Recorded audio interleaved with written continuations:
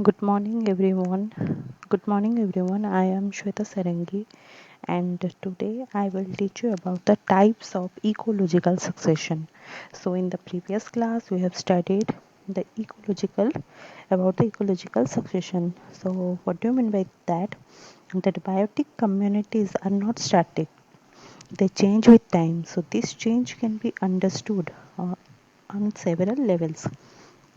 Changes take place continuously in the community structure, organization, physiognomy, the associated animals, and the environment at a place in the course of time. This phenomenon is called as our ecological succession. Okay, so the rate of successful changes is rapid initially. Generally, it slows until a point of dynamic equilibrium is reached and the community is more or less stable. A complete succession is called a series, and a series is made up of a number of serial stages. So, succession is the birth of an ecosystem and subsequent aging process of its abiotic and biotic features. Odom in 1971 has rightly included the following three parameters in his definition of ecological succession. So first one is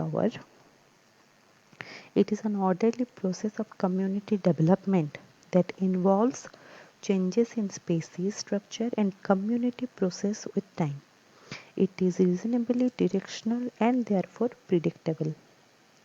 Next is it results from modification of the physical environment by the community, that is succession is community controlled even through the physical environment determines the pattern, the rate of change, and often sets limits as to how far development can go. Okay. And the third is it culminates in a stabilized ecosystem in which maximum biomass or high information content and symbiotic function between organisms are maintained per unit of available energy flow. So, in any of the basic environments such as terrestrial, freshwater, or marine, the succession may be of following two types. First one is our primary succession, and second is our secondary succession. So, what do you mean by primary succession? So, it is the process of species colonization and replacement in which the environment is initially virtually free of life. That is, the process starts with a base rock or sand dam or river delta or glacial debris and it ends when climax is reached. Okay, so the series involved in primary succession is called as our pre-series.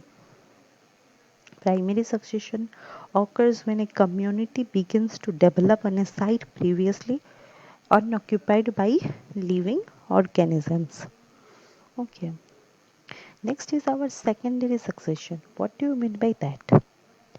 The term secondary succession refers to community development on locations or sites previously occupied by well developed communities. Okay. It occurs where a community has been disrupted and the surface is completely or largely devoid of vegetation.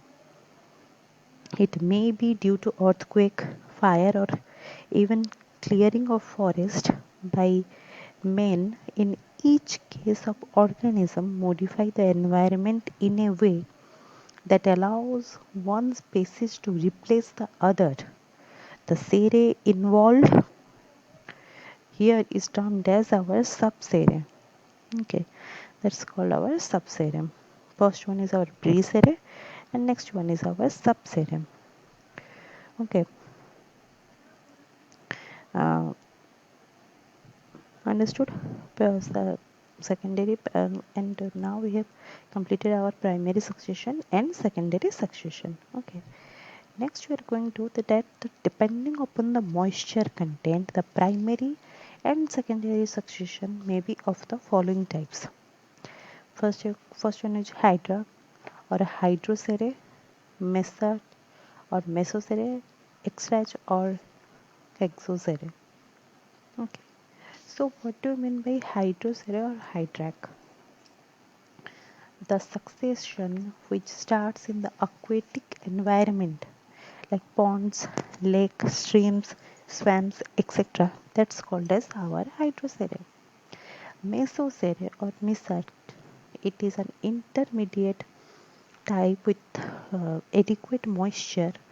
The succession when begin in such an area is called as mesocere. Next is our extrach or extrocere. That means the succession which starts in dry habitat having minimum amounts of moisture like rocks, dry desert, etc. are called exarch. So first is our hydrocere, which starts with the aquatic environment like ponds, uh, lakes, streams, swamps, etc. And the mesocere, intermediate type with adequate moisture. The succession that begins here is called mesocere, and where uh, the succession which starts in dry or exeric having minimum amount of moisture like rock, dry desert, etc. are called exarch. Okay, so these are the uh, succession which are dependent on the moisture content. Next, again exarch or exoseries of following three types. So a temporary community in an ecological succession on dry and sterile habitat is called extrocere. So it may be of three types. First one is lithocere, that is a succession initiating on rocks. Plasmacere, that means that is the succession initiating on sand. And the third one is halocere, that is a succession initiating on saline water or soil. Okay, understood? Next is succession classified basis on community metabolism. Okay, so sometimes succession is also classified into two on the basis of the community metabolism. One is autotrophic succession and the second one is heterotrophic succession. Okay, so what do you mean by autotrophic succession? So it is characterized by yearly and continued dominance of autotrophic organism like green plants. It begins in a predominantly inorganic environment and the energy flow is maintained indefinitely. Okay, so it's a inorganic. It begins in an inorganic environment. Next is our heterotrophic. What do you mean by that? It is characterized by yearly dominance of heterotrophs such as bacteria, fungi, and animals. It begins in an organic environment and there is a progressive decline in energy content. Okay, so according to our community of metabolism, again ecological succession is divided into two. First one is our autotrophic succession and second one is our heterotrophic succession. Okay, so autotrophic successions means it's a inorganic.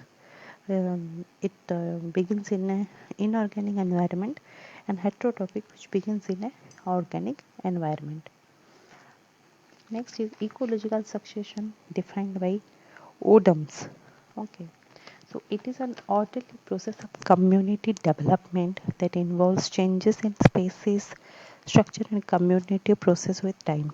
It is a reasonably directional and therefore predictable. It results from modifications of the physical environment by the community, that is a succession is community controlled even though the physical environment determines the development rate of change. It reaches its highest point in which maximum biomass and symbolic function between organisms are maintained per unit of available energy flow.